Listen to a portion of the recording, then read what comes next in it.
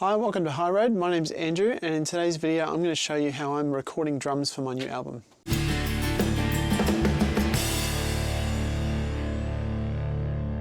So I'm here at Mark Henman's home studio. Oh, he's just heading in and out of the garage right now. And I'm lucky enough to be up to the stage of my recording where we're doing drum tracking.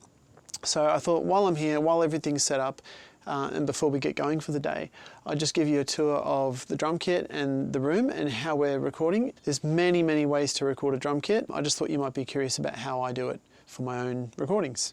So in a nutshell here, I brought my own laptop and I've got my own outboard interface and preamps, which I've brought with me just because I know the gear.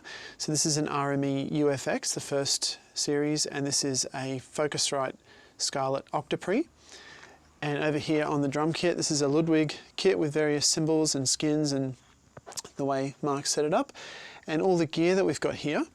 Let's start with the overheads. This is a pair of AKG 414s, and these are in wide cardioid. It's a spaced pair, but the way these have been set up is, you can see one's higher than the other. That's because we want them to be the same distance from the snare drum. So if we took a measuring tape from the center of the snare drum up to there, and the center of the snare drum up to there, it'd be the same distance. But the reason why, if you look at the kit from the front, the reason why they're spaced diagonally like that is because if you imagine a center line drawn from the snare to the kick drum down the middle, that's a diagonal line through the drum kit. So by placing the overheads in that configuration, it puts the snare and the kick right in the center of the stereo image, which is a really good thing to do for the mix.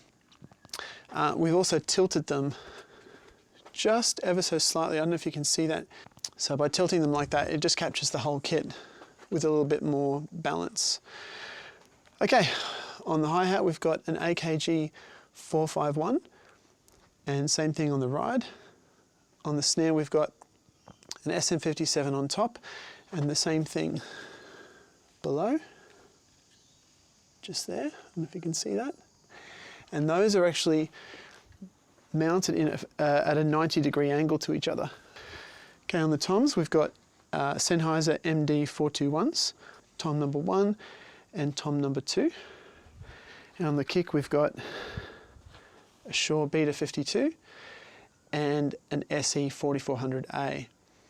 Now on top of that we've got a couple of room mics. So if we come out here to the garage, got this trashy little electric condenser mic here that's one of the room mics. And then if we go up the stairs,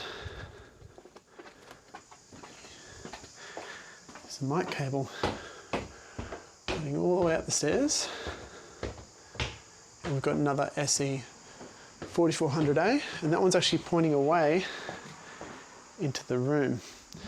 So when we compress the hell out of those two room mics, you get quite an amazing drum sound. As far as the room goes, Mark's really fitted this out about as well as a home studio can be fitted out. It's got acoustic absorption on most of the walls. One end is fairly live and the other end is fairly dead. Big bass traps in that corner and mid traps over there, and a lot of absorption on the ceiling as well, just to get rid of some of the flutter. And it's just a nice place to be and hang out. If you'd like to hear what this sounds like, I'll get Mark to have a little bit of a bash on there for you.